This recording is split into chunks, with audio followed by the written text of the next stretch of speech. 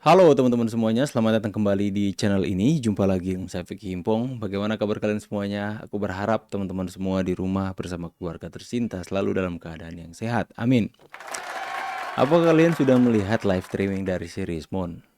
Yang dimana dia pergi ke UGM untuk meminta akses kepada pihak UGM untuk bisa masuk ke dalam perpustakaan kehutanan. Kemudian ditolak mentah-mentah, ngamuklah si Rismon. Kenapa kalian enggak izinkan aku masuk? Kalau si Joshua sini membela kalian perbolehkan, tapi kalau aku kenapa kalian nggak boleh? Sedih aku. Udah kayak anak-anak ya teman-teman, ngiri. Kalau Joshua sini bilang kalian boleh, kalau aku nggak boleh. Cemana kalian ini? Inilah teman-teman ya. Kalian itu dibayar oleh kami. Yeay. Panik nggak? Panik teman-teman. Panik karena prediksi dari berbagai pihak nampaknya bulan ini, Juli ini, entah itu minggu 2 atau minggu 3, bakal jadi tersangka beliau. Panik ke UGM teman-teman ya. Kalau kenapa kalian nggak izinkan aku? Kita lihat dulu teman-teman. Kita lihat dulu. Ini dia. Koordinatornya ada tapi nggak berani muncul. Alasan ada agenda. Ya tahu sendirilah kalian kenapa takut, ya kan? Kuat ya.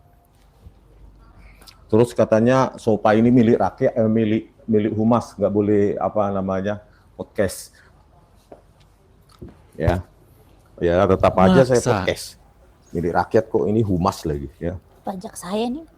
Nah, jadi Emang hari ini pajak dia ya, gitu.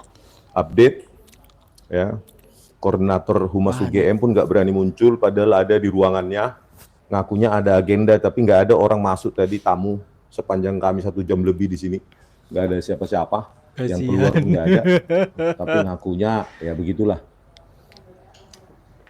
Di sini apa namanya, ada backlight Ya. ya. Jadi sampai sekarang itu belum ada. Muka-muka panik. Koordinator humas UGM-nya pun nggak berani muncul, ya katanya ada agenda-agenda, ya biasalah begitu. Terus saya tanyakan, ya Logikanya kan sederhana. Mana ada pihak UGM mau menyambut dengan baik orang yang bikin malu UGM itu sendiri ya. Malu UGM punya mahasiswa seperti dia ini teman-teman. tadi jawaban dari pihak perpustakaan UGM, kenapa si Joshua Sinambela itu bisa akses ke skripsi tahun 88, tahun 85 yang beberapa videonya diberikan kepada saya langsung lewat WA. Katanya ditemani oleh humas UGM. Ya, makanya saya tanya di sini. Ketika saya ditanyakan mana suratnya, katanya harus bersurat. Oh gitu. Terus saya tanyakan, Joshua Sinambela bersurat nggak ke humas UGM? Nggak ada jawabannya. Nggak ada bersurat, kok bisa juga dia ditemani humas UGM ke perpustakaan maupun ke pejabat-pejabat dekanat UGM. Nah itulah, kalau menjilat dipermudah, ya. Kalau kita mencari kebenaran, baru lagi teman-teman. Susah. Cari kebenaran, panik ya. Itulah enaknya jadi penjilat seperti yang lulusan Ruko University itu 3 lantai yang sudah ditutup. Tag video ini ke Pak Joshua Sinambela. Mun, kau ngambek ya? Udah kayak anak kecil aja. Kalau si Joshua Sinambela itu bisa ke sini, dipermudah, itulah gunanya grup penjilat. Aduh. Ya, udah kayak anak TK aja udah panik teman-teman ya. Cari ke kuburan nggak dapat pembenaran, cari ke tempat perpustakaan di Yogyakarta nggak dapat pembenaran, cari ke tempat KKN Pak Jokowi nggak dapat pembenaran. Ini ke UGM ditolak untuk ditemui, ngambek. Aduh Joshua kurang sih, kurang, nangisnya kurang. Aduh. Oleh bukti, ya kan? Bayangkan, ya, ngapainlah UGM harus dibela oleh seseorang yang lulusan Ruko University? Nggak perlu kan? Apalagi dia lulusan Ruko University yang sudah ditutup oleh Dikti. Harusnya nggak level UGM dibela oleh seperti itu, ya. Kalau benar berani, kalau benar harus terbuka, ya.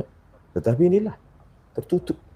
Masa ada skripsi tahun 85 yang katanya di Fakultas Kehutanan UGM itu ada 60-an orang lulus, diboyong semua juga. Disita oleh dekanat atau Baris Krim katanya petugas itu, coba 60.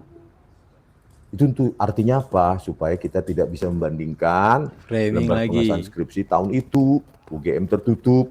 Kenapa tertutup? Ya menutupi kebohongan siapa? Yaitu Ya, ataupun framing lagi psikobisan itu. teman-teman ya.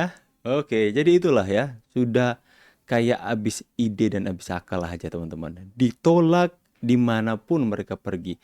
Mereka itu pikir bahwa mereka itu mewakili rakyat. Rismond berpikir bahwa dia itu seperti Tifa, menganggap bahwa mereka ini didukung oleh mayoritas rakyat Indonesia. Apalagi si Tompel itu teman-teman. Dia pikir ratusan juta rakyat Indonesia mendukung mereka. Lihatlah Rismond. Kemanapun pergi, orang menolak. Ya, lantas. Nah, ntar lagi bakal ditinggalkan ini para orang-orang yang teriak-teriak mendukung mereka. Kayak si Hasto kemarin kan, ketika dipanggil, ya dipanggil untuk pemeriksaan oleh KPK, banyak kan yang mengikuti.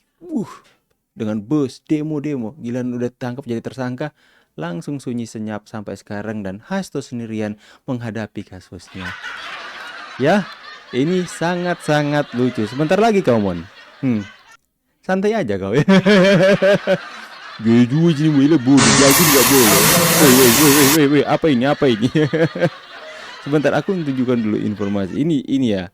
Nah, dia ngamuk-ngamuk ini. Kalau memang ada Profesor Wening di ruangannya, ya kenapa nggak memberikan kami 15 menit sebelum Kementerian Saintek datang, Pak? 15 menit aja, Pak.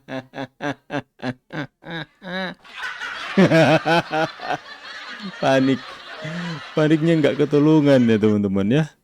Paniknya nggak ketulungan. Dan sementara itu kalian pikir ya, ada 7 ahli yang akan dihadirkan oleh kepolisian. 7 atau apa ya kalau nggak salah ya. Polda Metro Jaya melibatkan Sebentar. 7 ahli dalam Ya, penyelidikan 7 ahli. kasus dugaan fitnah ijazah palsu Siap, Presiden kalau ke-7 sudah ada Joko ahli. Widodo. Ketujuh ahli tersebut terdiri dari ahli digital forensik, ahli bahasa Indonesia. Tunggu. Ahli digital forensik siapa Bang? Itu yang disebut sama Rismond tadi. Joshua Sinambela, ahli digital forensik. Siap-siap kamu. Ahli hukum ITE, ahli sosial hukum, ahli psikologi massa, ahli grafologi, dan ahli hukum pidana.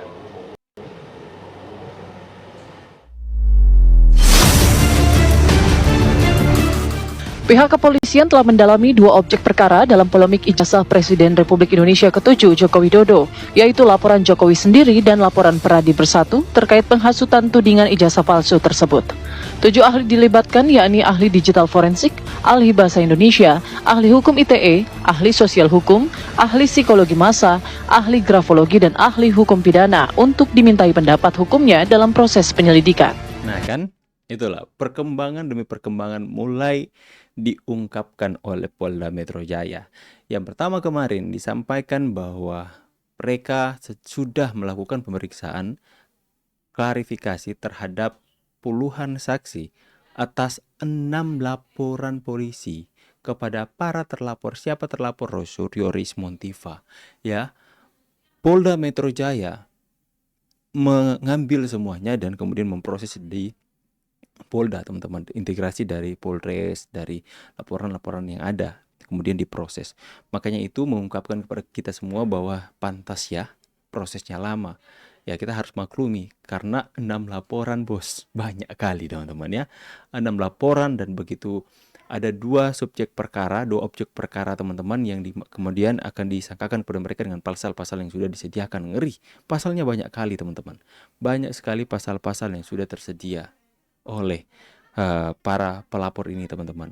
Dan kemudian ya ini yang menjadi menarik lagi, ada informasi terbaru di mana 7 ahli sudah dilibatkan dalam kasus ijazah Jokowi. Pantesan kemarin ya Pak Joshua Sinambela mengatakan dia pergi ke Jakarta sembari dia mengajak Rismond untuk ketemuan face to face, menjawab tantangan dari Rismond. Tapi si Rismond pengecut dan nggak berani datang dia, teman-teman ya, nggak berani datang, pengecut. Nah, kedatangan ke Jakarta untuk dimintai keterangan sebagai ahli digital forensik. Tepuk tangan dulu teman-teman, Pak Joshua ya, yang kita bahas selama ini. Dan makanya Pak Joshua mengatakan bahwa wah, kemungkinan DF Talk nanti kita akan buat di persidangan. Wow, siap-siap. Dan pastilah seorang ahli ketika dimintai oleh keterangan oleh pihak kepolisian, pasti dia akan menunjukkan kredibilitasnya sebagai seorang ahli. Ijazahnya mungkin ya. Dan kemudian Pak Joshua mengatakan juga bahwa kemungkinan Rismond juga akan dipertanyakan kapasitasnya sebagai seorang ahli digital forensik, dan ijazahnya juga akan dipertanyakan, teman-teman. Siap-siap aja kamu. Makanya udah kepanikan, udah kayak anak kecil. Kalau si Joshua, bisa, kalau aku nggak bisa, nangis kau. Oke teman-teman ya, so far itu update yang bisa saya sampaikan. Sekali lagi saya mau sounding kepada kalian semua, jangan lupa untuk terus update di channel-channel YouTuber Nusantara.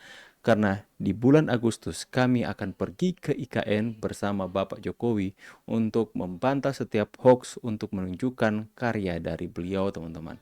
Kita akan sama-sama have fun, celebrate di sana. Kita akan live streaming di sana. Semoga kalian juga bisa mengikuti setiap live streaming yang ada, teman-teman. Dan juga buat teman-teman yang mau berkontribusi, silakan, nomor rekening saya sediakan di bawah. Saya pamit dulu, see you on the next video and God bless. Bye guys.